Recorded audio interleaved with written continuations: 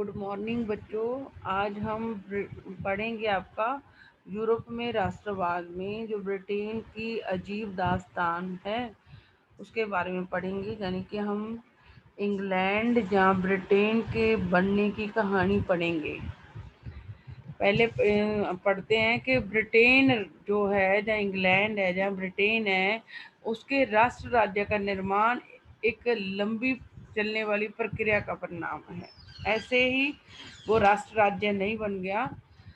Britain के राष्ट्र राज्य बनने की, या जो ऐसा देश राष्ट्र राज्य, आप लोगों को पता है कि ऐसा देश जिसकी सीमाएं निश्चित होती हैं, जिसकी एक सरकार होती है, जिसके ऊपर कोई कब्जा नहीं कर सकता, वो राष्ट्र राज्य होता है। तो ब्रिटेन या इंग्लैंड राष्ट्र राज्य जो बना है वो एक दिन में नहीं बना, वो एक लंबी प्रक्रिया के तहत बना है।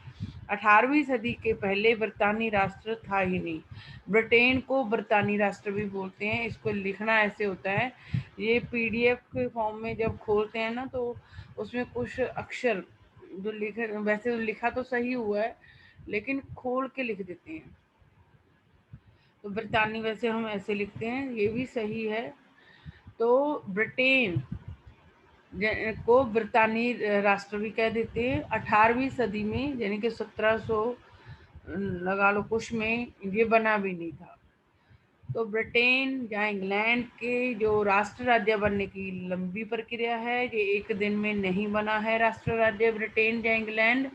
18वीं सदी के पहले बरतानी राष्ट्र जब ब्रिटेन है ही नहीं था। बरतानी राष्ट्र जब ब्रिटेन ब्रिटेन बरतानी राष्ट्र इंग्लैंड एक ही देश को बोला जाता है। बरतानी राष्ट्र भी मीनिंग ये बरतानी, ये वाला बरतानी, चाहे ब्रिटेन है चाहे इंग्लैंड है, इनका मीनिंग सेम है। ये 18वीं सदी में बना भी नहीं था। एक बरतानी द्वीप समूह, एक बरतानी द्वीप समूह जिसमें रहने वाले लोग क्या थे, बरतानी द्वीप समूह था। मतलब द्वीप समूह आपको भी पता क्या होता है, ये जो पानी के अंदर लैंड के छोटे छोटे, जमीन के छोटे छोटे टुकड़े। तो एक बरतानी द्वीप समूह था। पहले इसकी कहानी पढ़ते हैं। ब्रिटेन या ब्रितानी राष्ट्र कैसे बना उसकी कहानी पढ़ते हैं कि पहले क्या था। एक ब्रितानी द्वीप समूह था जिसमें रहने वाले लोग थे अलग अलग अंग्रेज लोग थे, जिनका इंग्लैंड है वो अंग्रेज। आयरिश लोग रहते थे, वॉलिश लोग रहते थे और स्कॉट लोग रहते थे। एक द्वीप समूह था। हम इंग्लैंड, ब्रिटेन, ब्रितानी राष्ट्र या इंग्लैंड के बनने की कहानी पढ़ रहे हैं। वो एक दिन में नहीं बना, वो लंबी प्रक्रिया के दौरान बना है। 18वीं सदी से पहले ब्रिटेन या ब्रितानी राष्ट्र नहीं था। तो एक ब्रितानी द्वीप समूह था, एक ब्रितानी द्वीप समूह था जिसमें रहने वाले लोग थे चार तरीके के। अंग्रेज, जिनका इंग्लैंड बना है बाद में, अंग्रेज, आयरिश, वेलिश और स्कॉट, चार तरीके के लोग थे। इन सभी लोगों की अपनी अपनी इनके राजे थे। मतलब चारों तरीके के लोगों के, अंग्रेजों का अपना राजा था, आयरिश लोगों का अपना राजा था, वेलिश का अपना और स्कॉट लोगों का अपना। इनकी अपनी अपनी संस्कृतियां थी। मतलब चारों तरीके के लोग अपनी भाषा बोलते थे, अपना इनका पहनावा था, अपना खान पान था। तो मतलब इनकी राजे भी अपने थे, इसलिए राजनीतिक और सांस्कृतिक परंपराएं इनकी चारों की अलग अलग थी, लेकिन सारे रह रहे चारों तरीके के लोग बरतानी द्वीप समूह में थे। उसी द्वीप समूह में एक अंगल राष्ट्र भी था। उसी द्वीप समूह में एक अंगल राष्ट्र भी था। एक बरतानी द्वीप समूह, ब्रिटेन के बनने की कहानी पढ़ रहे हैं। एक तो बरतानी द्वीप समूह, उसमें चार तरीके के लोग रहते थे, चारों के अपने अपने राजनीतिक और सांस्कृतिक परंपराएं थी, जिनके अपने अपने राज्य थे, अपनी अपनी भाषाएं, अपनी खान पान, अपना पहनावा, अपना संगीत, सब कुछ अपना अपना था इन चारों तरीके के लोगों का, जो बरतानी द्वीप समूह में रहते थे। वहीं पर उसी द्वीप समूह में एक अंगल राष्ट्र रहता था। अंगल राष्ट्र के पास धन दौलत ज्यादा थी। अंगल लोग थे, जो अंगल राष्ट्र में रहने वाले लोग थे, उनके पास धन दौलत ज्यादा थी, शक्तिशाली थे ज्यादा। आपको भी पता है, जिसके पास पैसा होता है लोग उसकी इज्जत करते हैं। तो और अहमियत भी लोग उनको ज्यादा देते थे। जो बरतानी द्वीप समूह में चार तरीके के लोग, उनकी अपनी राजनीतिक और सांस्कृतिक परंपराएं। और उसी द्वीप समूह में अंगल राष्ट्र भी था। अंगल राष्ट्र में जो लोग थे उनके पास धन दौलत ज्यादा थी, सत्ता थी, अहमियत ज्यादा लोग देते थे। में वृद्धि हुई व द्वीप समूह के अन्य राष्ट्रों पर, मतलब कि इसी द्वीप समूह में अंगल राष्ट्र भी था। अंगल राष्ट्र लोगों की जब धन दौलत बढ़ी, शक्ति बढ़ी, अहमियत बढ़ी, तो उन्होंने इन चारों के ऊपर अपना प्रभाव कब्जा करना शुरू कर दिया। वह द्वीप समूह के अन्य राष्ट्रों पर, मतलब द्वीप समूह में जो चारों अलग अलग रहते थे, राजे इनके अलग अलग थे, तो अंगल राष्ट्र के लोगों ने जब उनकी धन दौलत, सत्ता और अहमियत बढ़ी, तो इन्होंने बाकी जो राष्ट्र थे ये चारों, इनके ऊपर कब्जा करने लगे, प्रभाव बढ़ाने लगे अपना। और ये जो थे अंगल लोग थे, अंगल संस्कृति के लोग थे, ये इन्होंने क्या करा, इन चारों के ऊपर इनके जो राजे थे उनको खत्म कर दिया। इन चारों के बरतानी द्वीप समूह में चारों रहते हैं, चारों के अपने अपने राजे थे, अपनी भाषाएं, अपने खान पान, अपना पहनावा, सब कुछ था। लेकिन वहां पे एक अंगल लोग भी रहते थे, उनके पास धन दौलत, सत्ता, अहमियत ज्यादा थी, और इन्होंने इन चारों के ऊपर कब्जा कर लिया, इनके सभी के राजे खत्म कर दिए, यानी कि इन चारों राष्ट्रों में राजतंत्र खत्म करके अंगल लोगों ने अंगल संसद बनाई 1688 में। 1688 में अंगल संसद बना के, इसने इसको भी काफी, अंगल लोगों को भी इन लोगों पे कब्जा करने के लिए काफी लंबा संघर्ष और टकराव करना पड़ा। और लेकिन ये 1688 यानी कि 1688 में अंगल लोग कामयाब हो गए, इन चारों में चारों लोगों के राजाओं को खत्म करके, राजतंत्र को खत्म करके, इन्होंने इन चारों लोगों को एक कर लिया, समझ लो कि अंगल संसद के द्वारा बरतानी राष्ट्र को चलाने लगे। मतलब बरतानी द्वीप समूह है जिसमें 4 तरीके के लोग रहते हैं, वहाँ अंगल राष्ट्र के लोग भी है, ये धन दौलत, सत्ता और अहमियत के कारण शक्तिशाली है। इन्होंने इन चारों के ऊपर कब्जा, प्रभाव अपना, या इनके ऊपर कब्जा करने की कोशिश की। वो कैसे कि इनके सबके राजाओं को खत्म करके, राजतंत्र खत्म करके, इन्होंने अंगल संसद बना ली 1688 में, जिसको 1688 में। और इस संसद के माध्यम से राष्ट्र राज्य का निर्माण हुआ। मतलब 5 तरीके के लोग एक संसद के द्वारा चलने लगे, जिसके अंदर मतलब अंग्रेजों का इंग्लैंड था। अंग्रेजों लोगों का जो इंग्लैंड था वो ज्यादा केंद्र में था, मतलब वो चलाव हो रहा था। इन चारों में अपने अपने राजे, ये ज्यादा पैसे वाले, सत्ता वाले, इन्होंने क्या करा, संसद बना के इनके राजतंत्र को खत्म कर दिया, और एक राष्ट्र राज्य का निर्माण हो गया, ब्रिटानी राष्ट्र राज्य का। और मुख्य कौन था उसमें, केंद्र में इंग्लैंड था, अंग्रेजों का इंग्लैंड था। मतलब चारों में से ये अंग्रेज पावरफुल है। ये धीरे धीरे करके इन सबको, आयरिश लोगों और स्कॉट लोगों को के ऊपर अपना दबदबा बना लेंगे। इसको पहले अंग्रेज इंग्लैंड था, मतलब इन पांचों से मिलके संसद के द्वारा चलने वाला एक राष्ट्र राज्य बन गया। और इंग्लैंड केंद्र में, सेंटर में मेन कौन है इसमें, इंग्लैंड, अंग्रेजों का इंग्लैंड। इंग्लैंड ने क्या करा, स्कॉट लोगों के साथ एक्ट ऑफ यूनियन के तहत 1707 से United kingdom of Britain, England ने स्कॉटलैंड के साथ मिलके एक्ट ऑफ यूनियन के तहत, मतलब इकट्ठा कर लिया इसको बिल्कुल। स्कॉटलैंड के लोगों का सब कुछ इंग्लैंड के लोगों के हाथ में आ गया। अब स्कॉटलैंड के लोग ना अपनी भाषा बोल सकते थे, ना अपना पहनावा बोल सकते थे, मतलब इनका बिल्कुल अस्तित्व खत्म कर दिया। इंग्लैंड के हुए स्कॉट लोग अब बिल्कुल इंग्लैंड के लोगों की तरह रहने लगे। इंग्लैंड ने स्कॉटलैंड के साथ एक्ट ऑफ यूनियन के तहत 1707 में United kingdom of great Britain का गठन कर लिया। इस तरीके से इंग्लैंड ने स्कॉटलैंड पर अपना पूरा प्रभुत्व जमा लिया, जिनका अपना पूरा कब्जा कर लिया है। इंग्लैंड ने स्कॉटलैंड पर अपना पूरा कब्जा कर लिया। अब इसको अंग्रेज और स्कॉटिश लोग तो इकट्ठे हो गए, अंगल तो है ही इकट्ठा। और उसके बाद जब बरतानी राष्ट्र बन गया संसद के द्वारा, उसके बाद ये अंग्रेज लोगों ने पहले इसको बिल्कुल इनकी संस्कृति खत्म करके इंग्लैंड के साथ मिला लिया और ग्रेट ब्रिटेन का गठन कर दिया। इसके बाद ब्रितानी संसद में, लेकिन अंगल लोगों ने संसद बना के 5 तरीके के लोगों को इकट्ठा किया था, तो वहां पर चलती भी अंगल पैसे वाले लोगों की, यानी कि अंगल सदस्य है। जो अंगल राष्ट्र के लोग थे उनकी ही ज़्यादा संसद में चलती थी, उनके अनुसार ही कानून बनते थे। एक बरतानी पहचान के विकास का मतलब यह हुआ कि स्कॉटलैंड के खास राजनीतिक संस्थान और संस्कृति को योजनाबद्ध तरीके से, स्कॉटलैंड का कुछ भी था जो पुराना राजाओं के संस्थान थे, जो भी उनकी संस्कृति थी स्कॉटलैंड के लोगों की, वो बिल्कुल खत्म कर दी गई, इंग्लैंड के ही बना दिया गया उनको।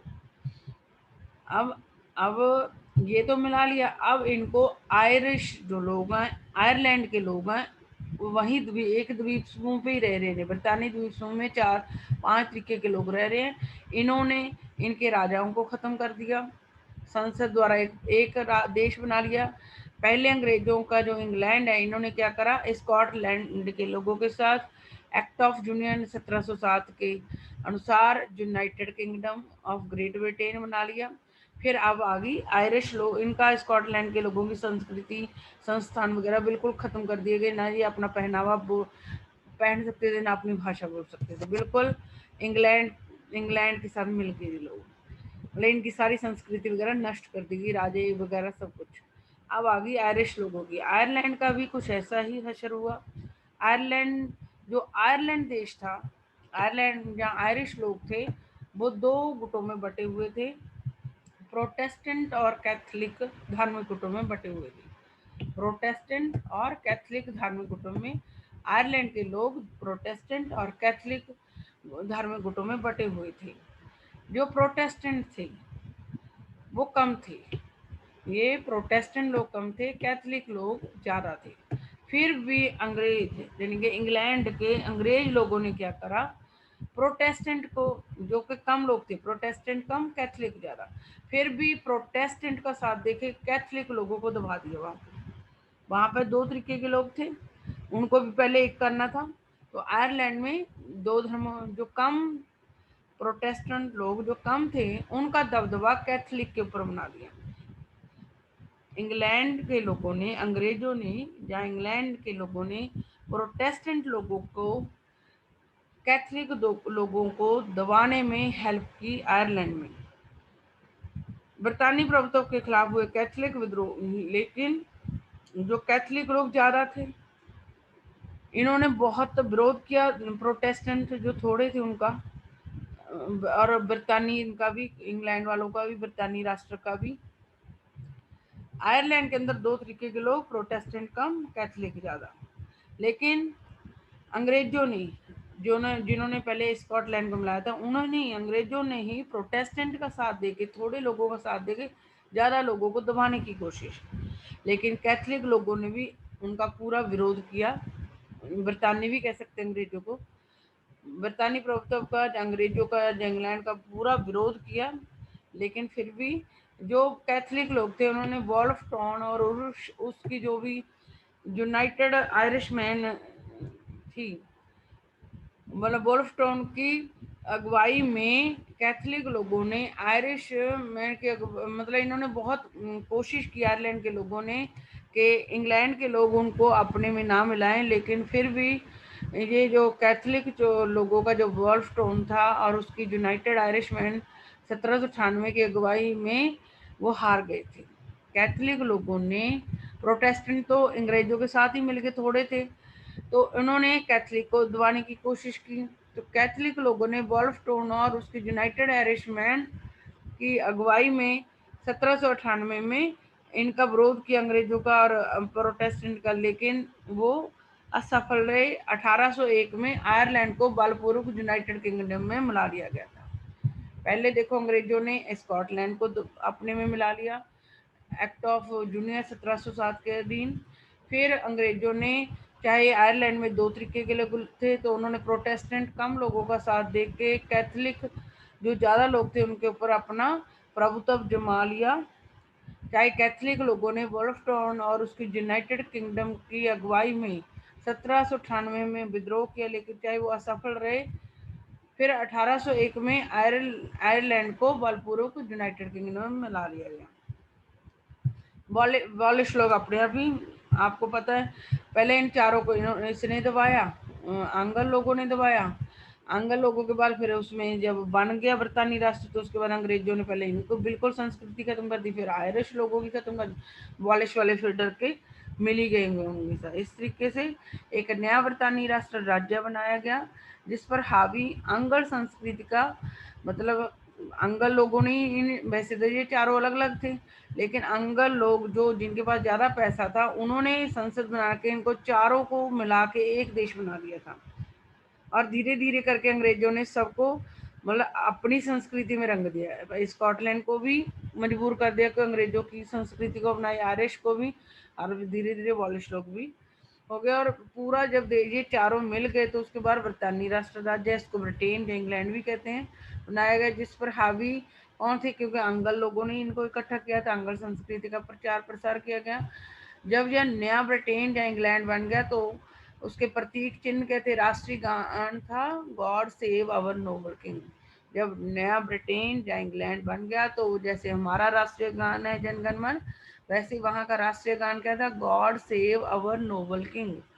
और ब्रितानी झंडा था यूनियन जैक को, हमारा जैसे तिरंगा अपनाया इंडिया ने, तो इंग्लैंड या ब्रितानी राष्ट्र ने अपना राष्ट्रीय गान चुना था God save our Nobel king, और ब्रितानी झंडा यूनियन जैक को बढ़ावा दिया गया। मेरे ख्याल से आप लोगों को ये चीज़ समझ आ गई होगी।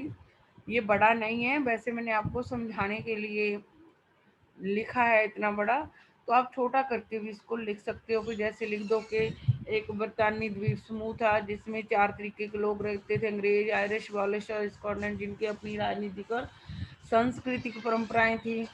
फिर वहाँ पे उसी द्वीप समूह में अंगल संस्कृति वाले लोग रहते थे, जो धन दौलत और सत्ता और अहमियत में ज़्यादा शक्तिशाली होने के कारण उन्होंने चारों तरीकों के लोगों के जो राजा थे, चारों तरीके के जो राष्ट्र थे, इनके राजतंत्र को खत्म करके संसद बनाकर इनको इकट्ठा कर लिया था 1668 में, 88 में।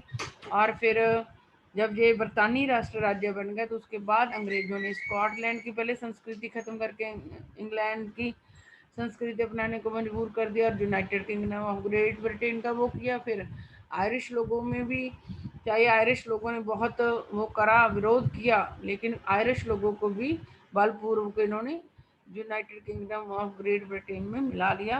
और बाद में फिर सारा जब मिल गए ये सारे लोग एक ही संस्कृति को इन्होंने अपना लिया, तो उसके बाद ब्रितानी राष्ट्र राज्य बन गए, जिसके बाद वहाँ पर अंगल संस्कृति का प्रचार प्रसार किया गया। नए ब्रिटेन के प्रतीक चिन्ह थे राष्ट्रीय गान God save our Nobel king, और ब्रितानी झंडा था यूनियन जैक को बढ़ावा दिया गया। तो इस तरीके से बच्चों ब्रिटेन की अजीब दास्तान मैंने बहुत कोशिश की है समझाने की, क्लास में भी समझाया था, मेरे ख्याल से समझ आ गया होगा। प्लीज़ बच्चों अच्छी तरीके से पढ़ लेना और अच्छा सा पेपर करके आना। बाय बाय बच्चों।